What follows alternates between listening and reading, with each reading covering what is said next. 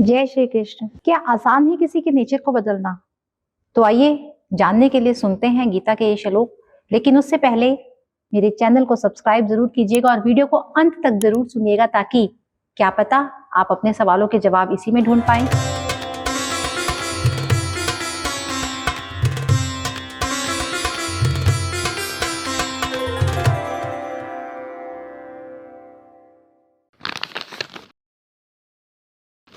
सदृशं चेष्टये स्वस्यः प्रकृति ज्ञानवानपि प्रकृतिं यान्ति भूतानि निग्रह किं करिष्यति।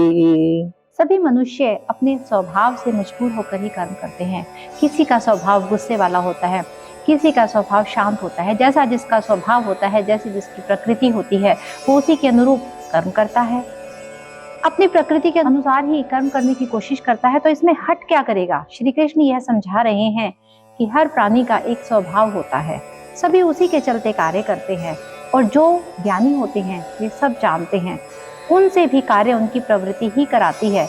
इसमें किसी का हट या किसी की जिद कुछ नहीं कर सकती। क्या आप जबरदस्ती किसी से कोई कार्य करवा सकते हैं? नहीं। हर मनुष्य अपनी प्रकृति के अनुसार ही कार्य करता है। आप किसी को कितना ही कहे, वो आपको अपने अनुसार नहीं बदल सकता। इंद्रियस्येन्द्रियार्थे रागद्वेषोऽवस्थितौ पर्योन्वशमागच्छेतो ह्रासे परिपन्थिनौ। इंद्रियों में ही प्यार और क्रोध ये सब छिपा है।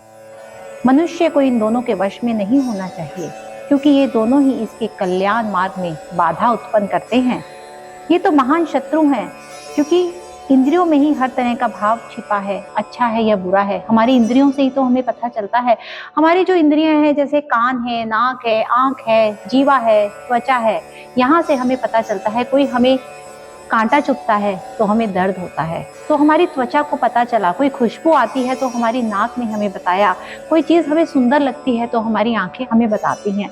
लेकिन कहते हैं कि जैसी दृष्टि वैसी सृष्टि। जो जैसा सूंघता है, जो जैसे विचारों को ग्रहण करता है, जो जैसा देखता है, वो अपनी इंद्रियों के वशीभूत होकर चलता है। लेकिन जो अपनी इंद्रियों को अपने वश में कर लेता है, वो ज्ञानी बन जाता है। वो अपने भावों को वश में करना सीख जाता है। जब हम मोह में फंस जाते हैं तो हमारी इंद्रियां हमें और फंसाती चली जाती हैं। हम उससे उलझ ही नहीं पाते, क्योंकि ये उस दलदल की भांति है जिससे हम जितना निकलने की कोशिश करते हैं, उतना ही हम गहराई में उतरते चले जाते हैं। इसीलिए काम, क्रोध, लोभ, मोह और अहंकार, इनसे हमें दूर रहना चाहिए।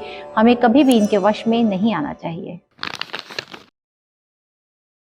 श्रेयान् स्वधर्मो विगुणः परधर्मानुतिष्ठितात् स्वधर्मे निधनं श्रेयः परधर्मो भयावह। श्री कृष्ण कहते हैं कि अच्छी प्रकार आचरण में लाए हुए दूसरों के धर्म से गुण रहित भी अपना धर्म अति उत्तम है। अब धर्म क्या है? हम जो कर्म करते हैं वही हमारा धर्म है। जैसे क्षत्रिय का कर्म है युद्ध करना, ब्राह्मण का कर्म है ज्ञान देना, शूद्र का कर्म है सेवा करना। तो यदि जो मनुष्य अपने वर्णों के अनुसार कर्म नहीं कर रहा, तो वो अपने धर्म को नहीं निभा रहा।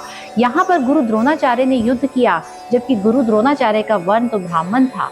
उनका जो कर्म था वो ज्ञान देना था, विद्या देना था, और वो शस्त्र उठा रहे हैं, क्षत्रिय का कर्म कर रहे हैं, तो वो अपने धर्म की पालना नहीं कर रहे। तो श्री कृष्ण अर्जुन को यही समझा रहे हैं कि जो मनुष्य अपने कर्मों अनुसार धर्म नहीं करता और किसी और के धर्म को अपना लेता है, वो कभी भी कल्याणकारक नहीं होता। हर किसी को अपना कर्तव्य, अपना कर्म और अपना धर्म ही करना चाहिए। श्री कृष्ण कहते हैं कि यदि अपने धर्म को निभाते हुए हमें मरना भी पड़े, तो वो मृत्यु हमेशा श्रेयस्कर होती है। अर्जुन उवाच अथ केन प्रयुक्तो अयं पापं चरति पूरसः अनिच्छन्नपि वार्ष्णे बलादिव नियोजितः। अब यहाँ अर्जुन श्री कृष्ण से एक बहुत ही गहरी बात पूछ रहे हैं, और सही है। ऐसा सवाल हमारे भी हृदय में बहुत बार आता है, हमारे भी मन में आता है कि यदि सब कुछ करवाने वाला ईश्वर ही है, तो श्री कृष्ण के बताए रास्ते के अनुसार हर कोई क्यों नहीं चल पाता? क्यों वह पाप के रास्ते पर चला जाता है? क्यों मनुष्य ना चाहते हुए भी पापी बन जाता है? क्यों मनुष्य खुद को रोक नहीं पाता? चाहे वे इस बात को जानते हों या नहीं जानते हों, वह क्या चीज है जो उन्हें विवश करती है पाप करने के लिए, पाप के रास्ते पर चलने के लिए और पापी बनने के लिए? श्री भगवान वाच काम एस क्रोध ऐसा रजोगुण समुद्रवः महाशनो महापाप्मा विसद्देनम हि वैरिणम्। अब यहाँ श्री कृष्ण अर्जुन के सवाल का जवाब दे रहे हैं। श्री भगवान कहते हैं कि रजोगुण से उत्पन्न होता है काम और काम से निकलता है क्रोध, क्रोध अर्थात गुस्सा। काम या क्रोध कभी रुकता नहीं अर्जुन, बस ये तो बढ़ता ही रहता है और यही आपका शत्रु होता है। श्री कृष्ण बताते हैं कि पापी आखिर किस कारण पाप करता है, किसी के पाप करने की वजह आखिर होती क्या है, और वो वजह है रजोगुण। इसी के कारण काम, क्रोध, राग, द्वेष जैसे भाव उत्पन्न होते हैं जो पाप की वजह बनते हैं। इन्हीं द्वेषों को श्री कृष्ण शत्रु बताते हैं।